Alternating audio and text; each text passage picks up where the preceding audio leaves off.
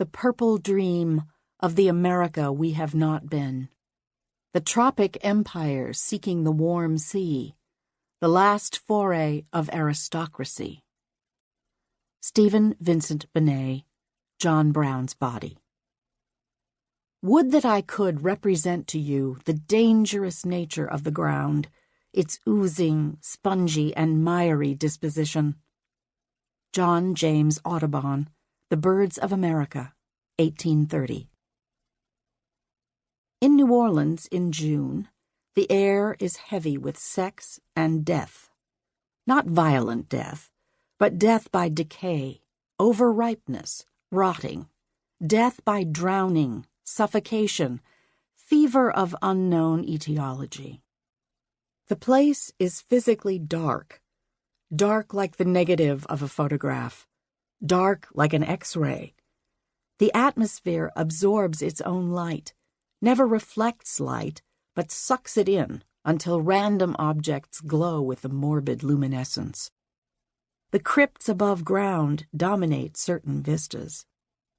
In the hypnotic liquidity of the atmosphere, all motion slows into choreography. All people on the street move as if suspended in a precarious emulsion, and there seems only a technical distinction between the quick and the dead.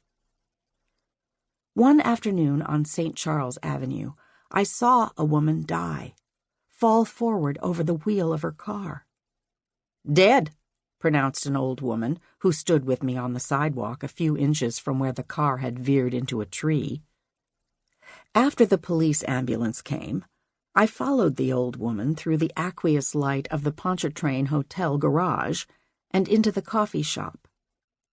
The death had seemed serious but casual, as if it had taken place in a pre-Columbian city where death was expected and did not, in the long run, count for much. "Whose fault is it?"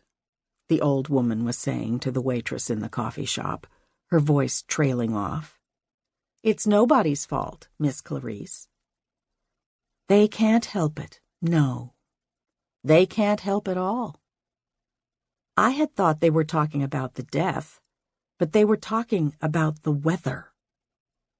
"Richard used to work at the bureau, and he told me they can't help what comes in on the radar." The waitress paused, as if for emphasis. "They simply cannot be held to account." "They just can't," the old woman said. "It comes in on the radar." The words hung in the air. I swallowed a piece of ice. "And we get it," the old woman said, after a while. It was a fatalism I would come to recognize as endemic to the particular tone of New Orleans life. Bananas would rot and harbor tarantulas. Weather would come in on the radar and be bad. Children would take fever and die. Domestic arguments would end in knifings. The construction of highways would lead to graft and cracked pavement where the vines would shoot back. Affairs of state would turn on sexual jealousy, in New Orleans as if in Port-au-Prince, and all the king's men would turn on the king. The temporality of the place is operatic, childlike, the fatalism that of a culture dominated by wilderness. "All we know," said the mother of Carl Austin Weiss, of the son who had just shot and killed Huey Long in a corridor of the Louisiana State Capitol building in Baton Rouge, "is that he took living seriously." As it happens, I was taught to cook by someone from Louisiana, where an avid preoccupation with recipes and food among men was not unfamiliar to me.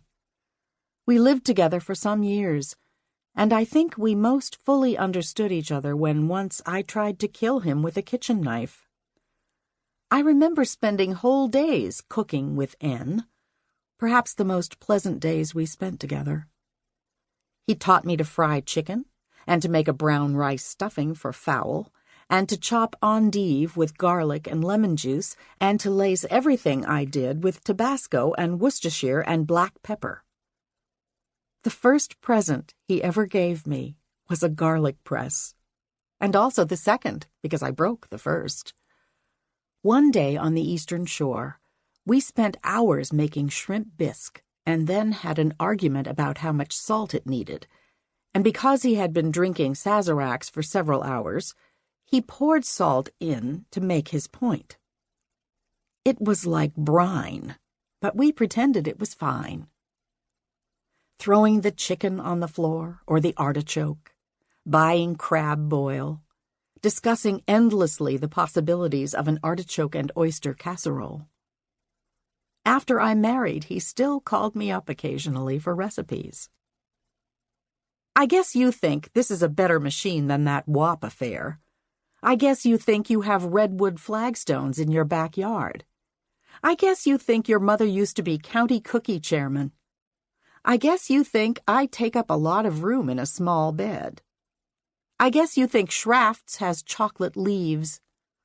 I guess you think Mr. Earl, elbow room, has more personality than I. I guess you think there are no lesbians in Nevada. I guess you think you know how to wash sweaters by hand. I guess you think you get picked on by Mary Jane and that people serve you bad whiskey. I guess you think you haven't got pernicious anemia. Take those vitamins. I guess you think Southerners are somewhat anachronistic, is a message that man left me when I was 22.